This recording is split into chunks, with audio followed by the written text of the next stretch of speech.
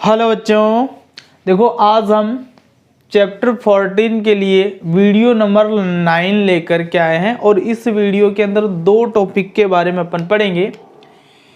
एक तो हम पढ़ेंगे पशुपालन के बारे में और दूसरा अपन पढ़ेंगे डेयरी उद्योग के बारे में। तो ये दो टॉपिक इस वीडियो के अंदर अपन क्लियर करने वाले हैं।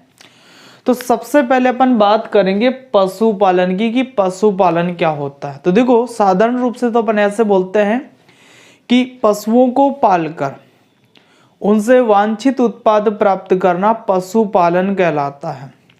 वांछित उत्पाद का मतलब उससे प्राप्त होने वाला वो उत्पाद जो हमारे लिए उपयोगी है। जैसे गाय, भैंस, बकरी, इसका अपन पालन करते हैं तो उनसे वांछित उत्पाद हमें दूध प्राप्त होता है। ठीक इसी तरीके से हम भेड़ का पालन करते हैं तो उससे हमें ऊन प्राप्त होती है। हम मधुमक्खी का पालन करते हैं तो उससे शहद और मोम प्राप्त होता है। हम रेशम कीट का पालन करते हैं तो उससे रेशम प्राप्त होती है। तो ये सारे क्या है, वांछित उत्पाद है जो हम उनसे क्या करते हैं, चाहते हैं। तो पशुओं को पाल करके उनसे वांछित उत्पाद प्राप्त करना क्या कहलाता है, पशुपालन कहलाता है। तो इस दृष्टि से गाय, भैंस, बकरी, इनका पालन भी पशुपालन है। रेशम कीट का अपन पालन करते हैं, लाख कीट का संवर्धन करते हैं, मधुमक्खी का पालन करते हैं तो वो भी पशुपालन के अंतर्गत आता है। अब देखो, जब हम पशुपालन करते हैं तो हमें उनसे अधिकतम उत्पाद प्राप्त करना होता है और जब हम अधिकतम उत्पादन उनका प्राप्त करते हैं तो उनका जो भोजन है उसका अध्ययन किया जाता है या उसका ध्यान रखा जाता है। उनका आवास का ध्यान किया जाता है, उनके स्वास्थ्य का भी ध्यान किया जाता है और उनका प्रजनन का मतलब होता है जनन क्रिया। तो जनन ठीक प्रकार से करवाएं ताकि उनसे उत्पन्न होने वाली जो संतति है वो अच्छे प्रकार की हो। तो इन सारी चीजों का अपने को क्या करना होता है, ध्यान रखना होता है। तो यदि वास्तविक तौर पर अपन देखें तो पशुपालन का मतलब क्या होता है, तो पशुपालन क्या है कि कोई भी अपन जीव को पाल रहे हैं तो उनके भोजन, आवास, स्वास्थ्य और प्रजनन, इन सब का ही क्या है, अध्ययन है। तो इसलिए अपन इसको आधुनिक रूप से ऐसे परिभाषित करेंगे कि कृषि विज्ञान की वह शाखा, कृषि विज्ञान की ही एक शाखा है जिसके अंदर अपन पेड़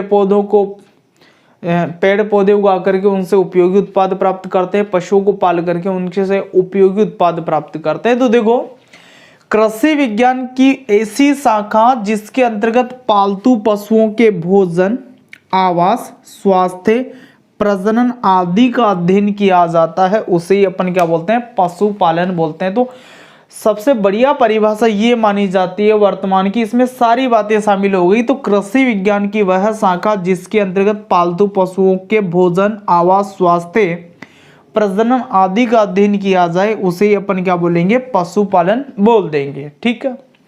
अब देखो, मैंने आपको जैसा बताया कि पशुपालन के अंदर गाय, भैंस, बकरी, रेशम कीट का पालन, लाख कीट का पालन, मधुमक्खी पालन, ये सारी चीजें शामिल हैं। तो इसमें मुख्य रूप से अपन जो पशुपालन है उसमें गाय और भैंस, बकरी है, इनका पालन मुख्य रूप से अपन पढ़ते हैं। तो देखो, मुख्य बातें इस पालन से संबंधित क्या है कि विश्व के अंदर कुल संख्या का 55% भैंसें और 15% गायें भारत के अंदर है। विश्व के अंदर जितनी भी भैंसों की संख्या है उनकी 55% संख्या हमारे भारत में विद्यमान है और विश्व के अंदर जितनी भी गायें हैं उनका 15% संख्या जो है हमारे भारत के अंदर क्या है, उपस्थित है। ठीक है। तो प्रश्न आ जाए हमारे कि विश्व की कितनी प्रतिशत संख्या भैंस की भारत में उपस्थित है, तो हमारा उत्तर होगा 55%। और प्रश्न आ जाए कि विश्व की कितनी प्रतिशत संख्या गायों की भारत में उपस्थित है, तो हमारा उत्तर होगा 15%। इसके बाद में दूसरी देखो बात क्या है कि विश्व के अंदर बकरियों की संख्या की दृष्टि से भारत दूसरे स्थान पर है, भेड़ों की संख्या की दृष्टि से भारत तीसरे स्थान पर है और कुक्कुट संख्या की दृष्टि से भारत 7वें स्थान पर है। तो देखो, बकरियों की संख्या की दृष्टि से हमारा भारत दूसरे स्थान पर आता है, भेड़ों की संख्या की दृष्टि से हमारा भारत तीसरे स्थान पर आता है। और कुक्कुट की संख्या, कुक्कुट का मतलब मुर्गियों से है, और मुर्गियों के साथ साथ में बतख और अन्य पक्षी जिसका पालन अपन अंडे और मांस प्राप्त करने के लिए करते हैं, वो सब कुक्कुट के अंतर्गत आते हैं। तो कुक्कुट के अंदर मुख्य रूप से तो मुर्गी आती है, लेकिन मुर्गी के साथ साथ ऐसे अन्य पक्षी जिसका पालन मांस और अंडे प्राप्त करने के लिए किया जाता है, वो सब कुक्कुट के अंतर्गत आते हैं। तो उस कुक्कुट की संख्या की दृष्टि से हमारा भारत कौन से स्थान पर है? 7वें स्थान पर है। ठीक है, अब आगे देखो, हमारा जो भारत है दूध उत्पादन की दृष्टि से विश्व में प्रथम स्थान रखता है, यानी कि दूध का उत्पादन हमारे भारत के अंदर सर्वाधिक होता है।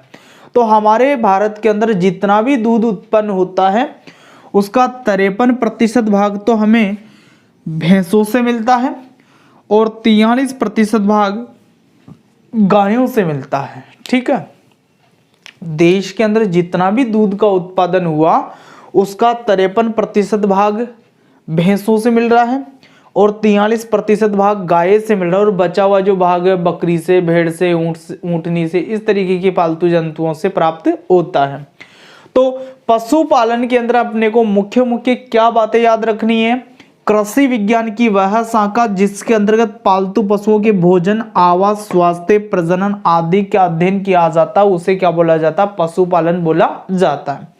फिर दूसरी बात अपने को क्या याद रखनी है कि विश्व के अंदर जितनी भी भैंसों की संख्या है उसका 55% भाग भारत में है।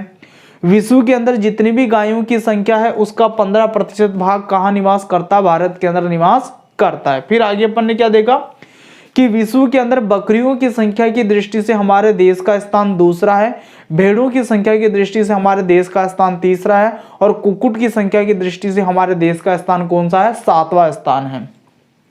इसके बाद में आगे अपन ने क्या देखा भाई, हमारा जो भारत है दूध उत्पादन की दृष्टि से प्रथम स्थान रखता है, यानी कि हमारे भारत के अंदर दूध का सर्वाधिक उत्पादन होता है, और हमारे देश में जितना भी दूध उत्पादन होता है उसका 53% भाग तो भैंसों से मिलता है और 43% भाग किनसे प्राप्त होता है? गायों से प्राप्त होता है।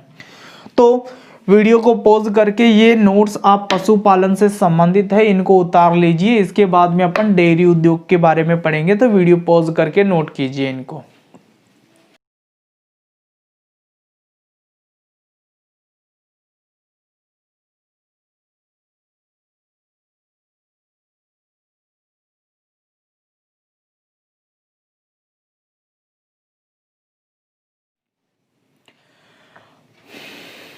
तो अब देखो, पशुपालन के बाद में अपन बात करते हैं डेयरी उद्योग की। तो सबसे पहले अपन ये देख लेते हैं कि डेयरी उद्योग होता क्या है। तो देखो, डेयरी उद्योग के अंदर कौन सी बातें आती हैं? तो दूध और दूध पर आधारित अन्य उत्पाद से संबंधित जो उद्योग होता है उससे बोला जाता है डेयरी उद्योग।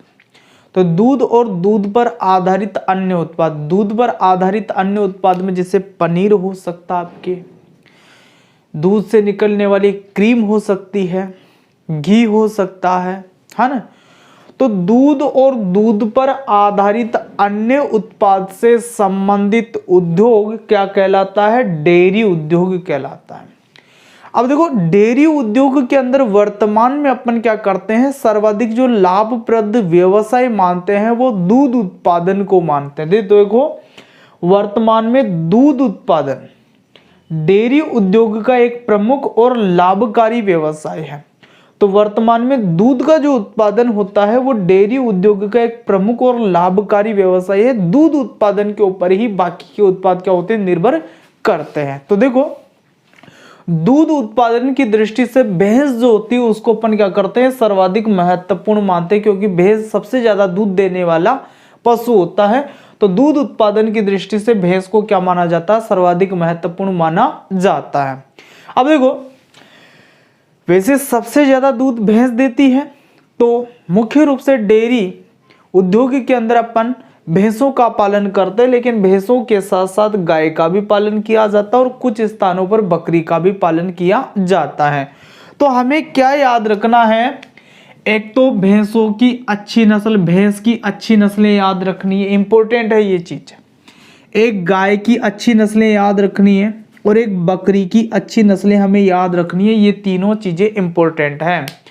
परीक्षा में प्रश्न आ सकता है कि भैंस की 2 अच्छी नस्लों के नाम बताइए, गाय की 2 अच्छी नस्लों के नाम बताइए और बकरी की 2 अच्छी नस्लों के नाम बताइए। इस तरीके से क्वेश्चन आ सकता है। तो देखो, भैंस की अच्छी नस्लों में मुर्रा, जाफराबादी, सूरती, मेहसाना और भदावरी, ये 5 नस्लें आपके सामने अच्छी लिखी हुई है भैंस की। इनमें से कोई भी 2 कम से कम हमें याद रखनी है, मुर्रा, जाफराबादी, सूरती, मेहसाना और भदावरी में से, ठीक है।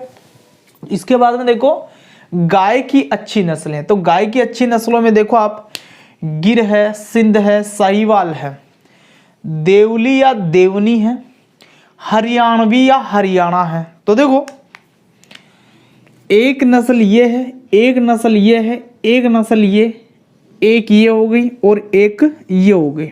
आपके सामने टोटल इसकी 5 अच्छी नस्लें लिखी हुई है, गिर, सिंध, साहिवाल, देवली या देवनी और हरियाणवी या हरियाणा। तो कोई सी भी 2 किस्में अपने को कोई सी भी 2 नस्लें इसकी अच्छी अपने को याद रखनी है। ठीक इसी तरीके की बकरी की अच्छी नस्लें, तो इसमें देखो आप, सिरोही है, बारबरी है, जमाना परी है और कश्मीरी पश्मीना। कश्मीर के अंदर पाई जाने वाली बकरी है कश्मीरी पश्मीना, जिसके ऊपर लंबे लंबे बाल होते हैं।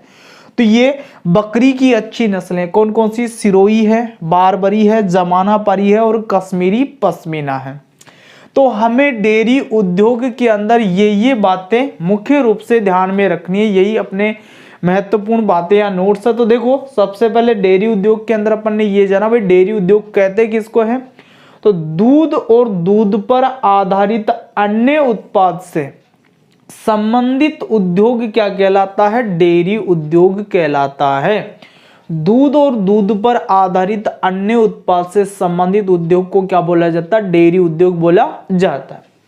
फिर दूसरी बात अपन ने क्या बताई कि भाई जो डेयरी उद्योग होता है उसके अंदर सर्वाधिक जो प्रमुख और लाभकारी जो व्यवसाय माना गया है वर्तमान में, वो किसको माना गया है, दूध उत्पादन को माना गया है। तो वर्तमान में दूध उत्पादन डेयरी उद्योग का एक प्रमुख और लाभकारी क्या है, व्यवसाय है। ठीक, फिर आगे हमने कहा भाई दूध उत्पादन की दृष्टि से भैंस सर्वाधिक महत्वपूर्ण मानी जाती, क्योंकि भैंस सर्वाधिक क्या करती, दूध देती है। लेकिन भैंस के साथ साथ में अपन गाय, बकरी आदि पशुओं का भी दूध प्राप्ति के लिए क्या करते हैं, पालन करते हैं। तो हमें भैंस, गाय और बकरी इन तीनों की ही अच्छी नस्लों के नाम याद करने हैं। तो भैंस की मुर्रा, जाफराबादी, सूरती, मेहसाना और भदावरी है। गाय की में गिर, सिंध, साहिवाल, देवली या देवनी, हरियाणवी या हरियाणा और बकरी के अंदर सिरोही, बारबरी, जमाना परी और कश्मीरी पश्मीना। तो वीडियो को पॉज करके आप ये जो डेयरी उद्योग से संबंधित महत्वपूर्ण बातें हैं इनको नोट कर लीजिए।